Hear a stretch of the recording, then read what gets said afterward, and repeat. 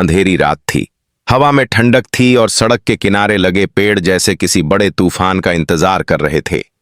Jeep की headlights धूल को चीरती हुई तेज रफ्तार में भाग रही थीं और पीछे की सीट पर बैठी सरू की सांसें घबराहट से तेज चल रही थीं। वो बार बार सरूजा की तरफ देख रही थी, लेकिन सरूजा के चेहरे पर एक गहरी गंभीरता थी, जैसे वो किसी ऐसे पल की तरफ जा रही हो जिसने उसके वर्षों से सोए हुए डर और भारी राज को जगाकर खड़ा कर दिया हो। सरू समझ नहीं पा रही थी कि अचानक सरूजा उसे शहर से इतनी दूर इस सुनसान रास्ते पर कहां ले जा रही है। उसने कई बार पूछा भी, अम्मा, ये हम कहां जा रहे हैं? आपने इतनी जल्दी क्यों निकाला? क्या हुआ है? मगर सरूजा ने जैसे उसकी आवाज को हवा की सरसराहट में खो जाने दिया हो। बस स्टीयरिंग को कसकर थामे वो सीधी आगे देखती जा रही थी। उसके दिमाग में एक ही बात गूंज रही थी कि अब वो सच सरू को बताए बिना नहीं रह सकती। अब वक्त आ गया है कि सरू सब कुछ जान ले कि वो कौन है, उसका असली घर कौन सा है, किस बुराई से बचाने के लिए उसे इतने सालों शहर में छुपा कर रखा गया, और वो कौन सी सच्चाई है जो अगर एक बार खुल गई तो न सिर्फ सरू की जिंदगी बल्कि पूरे खानदान के नाम और मान इज्जत की नींव हिल जाएगी। सरू की बेचैनी बढ़ रही थी, उसके हाथ कांप रहे थे।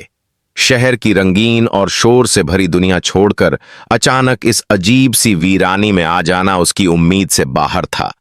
उसे समझ नहीं आ रहा था कि वो डर महसूस करे या सवाल पूछती रहे, पर सरूजा के चुप रहने से उसका डर और बढ़ गया था। उस रात चांद भी बादलों के पीछे छुपा हुआ था, जैसे वो भी इस सच को सामने आते देखना नहीं चाहता था।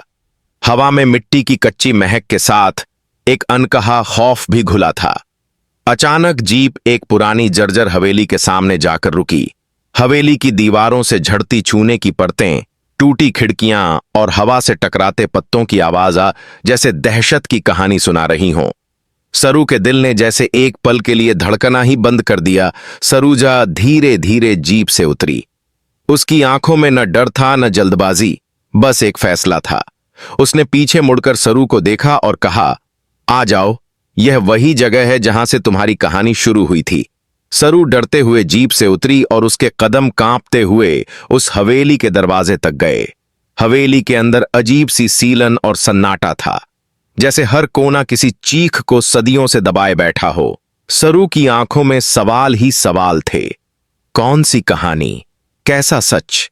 क्या उसके पिता माता के बारे में कुछ, या उसके जन्म की कोई अनकही बात?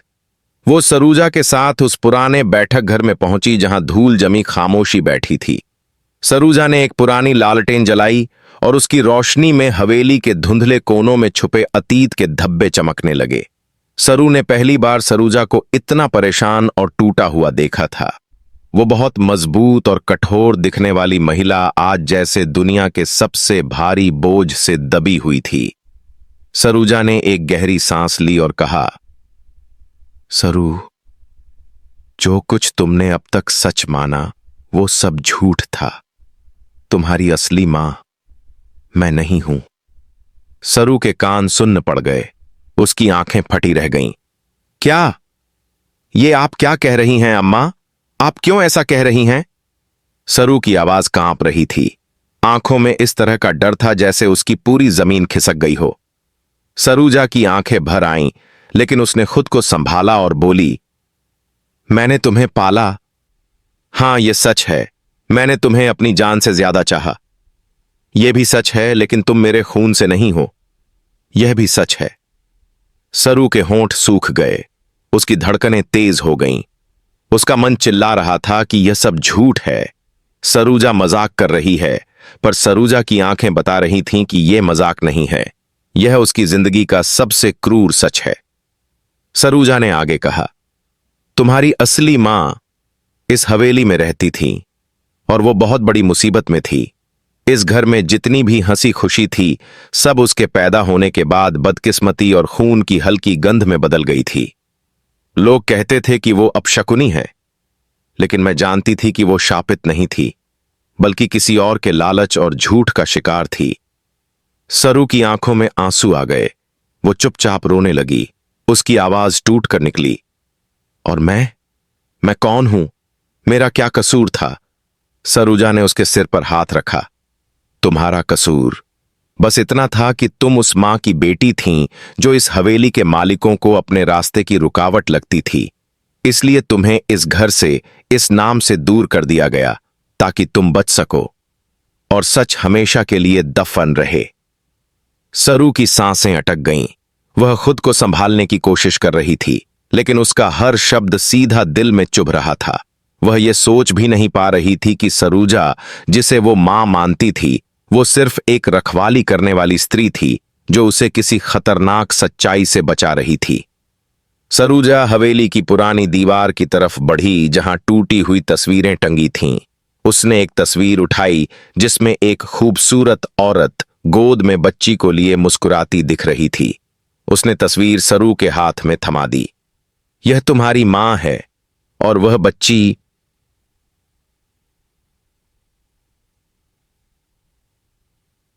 तुम हो। सरू का दिल जोर से धड़का। उसकी आंखों से आंसू रुकने का नाम नहीं ले रहे थे। वो तस्वीर को सीने से लगाकर रोती रही। उसका दिल बार बार एक ही सवाल पूछ रहा था, आखिर मेरी मां के साथ हुआ क्या था? सरूजा ने धीरे धीरे उस बंद दरवाजे की तरफ इशारा किया जिसके पीछे अंधेरा था। वहीं सब कुछ खत्म हुआ था और वहीं से सब शुरू भी होगा। हवेली के अंदर एक कमरा था जिसे देखकर सरू के रोंगटे खड़े हो गए। उस कमरे में दीवारों पर खून जैसे निशान, टूटी हुई चीजें और जमीन पर उकेरी हुई अजीब आकृतियां थीं, जैसे किसी ने दर्द, चीख और बदले को यहां कैद कर दिया हो। सरू ने डरते हुए पूछा, यह सब क्या है? सरूजा ने एक भारी आवाज में कहा, यहीं तुम्हारी मां की आखिरी चीख गूं।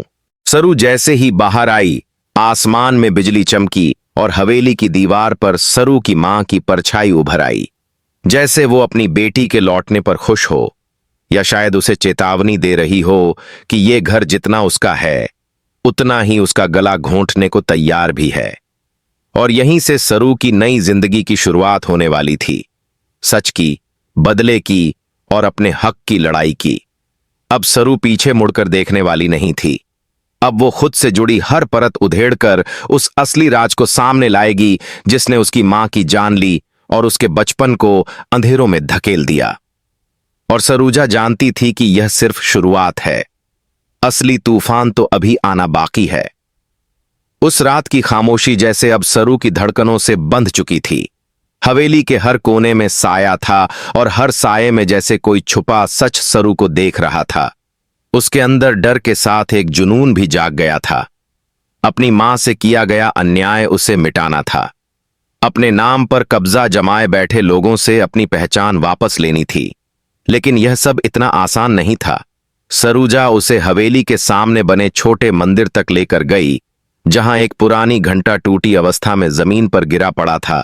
सरूजा ने धीमे स्वर में कहा, यह घंटा तब गिरा था जब तुम्हारी मां की आखिरी चीख ने इस घर को हिला दिया था। जिस दिन तुमने अपनी पहचान वापस पाई, यह घंटा फिर गूंजेगा और एक तूफान छिड़ जाएगा। सरू ने मन ही मन कसम खाई कि चाहे जितना लहू बह जाए, घुटनों के बल छलकर भी सही, लेकिन वो अपनी मां को न्याय दिलाएगी। तभी हवेली के अंदर कदमों की तेज आवाज गूंजने लगी, जैसे कोई तेजी से उनकी ओर आ रहा हो।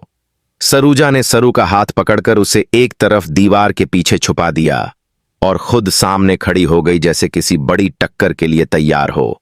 अगले ही पल हवेली का बड़ा लोहे का दरवाजा खुला और अंदर आया एक आदमी, लंबा कद, तीखी निगाहें और हाथ में भारी लाठी। चेहरे पर ऐसा गुरूर कि लगता था जैसे पूरी दुनिया उसकी मुट्ठी में हो।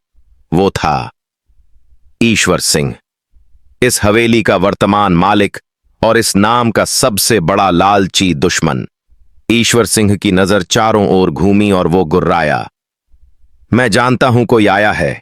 ये हवेली अब किसी के लौटने की हिम्मत नहीं करती। कौन है वहां?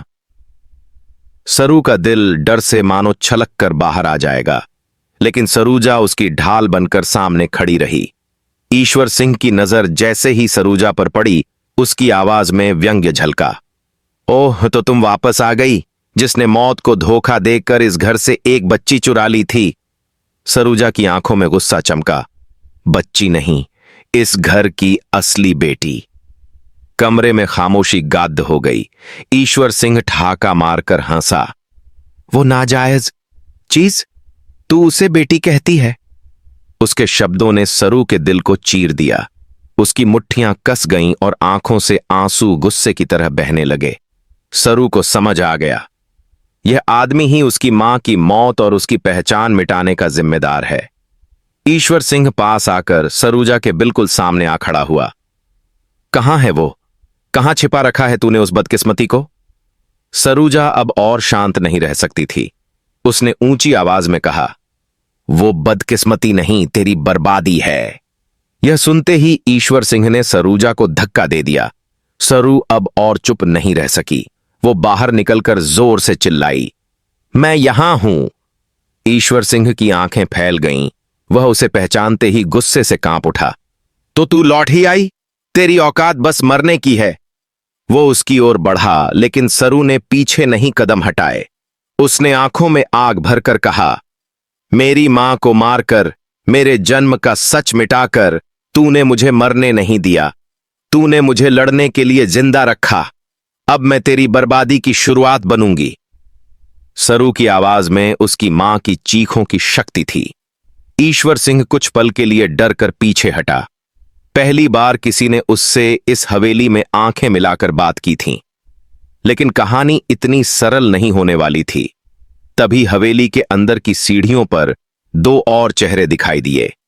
एक थी ईश्वर सिंह की बहन चंद्रकला, जिसकी आंखों में जहर और मुस्कान में साजिश छिपी थी, और दूसरा उसका बेटा विक्रम, जो सरू को देखकर ऐसे मुस्कुरा रहा था जैसे कोई शिकारी अपने शिकार को पहचान गया हो। चंद्रकला की आवाज में विष था। तो यह वही है, वो लड़की जिसे हम सबने खत्म हुआ समझ लिया था। विक्रम ने तंज कसा। कई बार फेंका हुआ पत्थर लौट आए तो खिलौना मत समझ लेना मां, यह तो हथियार भी बन सकता है। सरू को इन तीनों लोगों की निगाहों में खून प्यासा लोभ साफ दिखाई दे रहा था। ये लोग उस जमीन, उस जायदाद और उस नाम के पीछे थे जिसका असली हकदार सरू थी, और यही उन्हें बर्दाश्त नहीं था। हवेली में अचानक दीवाली के दिए जैसी रोशनी जल उठी, लेकिन यह रोशनी खुशी की नहीं, धमकी की थी। महल के सेवक, रखवाले और हथियारबंद गुर्गे अब चारों तरफ खड़े हो चुके थे। सरू को घेरते हुए विक्रम आगे बढ़ा और फुसफुसाया, जानती हो, तुम्हारी मां ने भी ऐसे ही हमें आंखें दिखाने की कोशिश की थी। नतीजा? उसने एक दीवार पर लगे लाल धब्बे की तरफ इशारा किया। अभी भी उस गुनाह की याद बाकी है। सरू के दिल में दर्द अब खूंखार गुस्से में बदल चुका था। उसकी सांसें तेजी से चलने लगीं। इस हवेली की दीवारों ने उसकी मां की आखिरी चीख सुनी थी। अब यह दीवारें उसकी जीत की गरज सुनेंगी। ईश्वर सिंह गरजा, इस लड़की को पकड़ लो, इसे वही अंजाम दो जो इसकी मां को मिला था। सरूजा तुरंत सरू के सामने ढाल बनकर खड़ी हो गई। पहले मुझे मारना पड़ेगा। पर इससे पहले कि कोई हमला करता, अचानक मंदिर का टूटा हुआ घंटा जोर से गूंज उठा। हवा कांप गई, दीवारें जैसे चिल्ला उठीं, बिजली चमकी और हवेली की छतों पर उड़ी हुई धूल बारिश की तरह गिरने लगी। सभी लोग दहशत से इधर उधर देखने लगे। चंद्रकला चिल्लाई, ये अशुभ है, वो नाजायज लौटी है, घर का विनाश साथ लाई है। लेकिन सरू की आंखों में अकल्पनी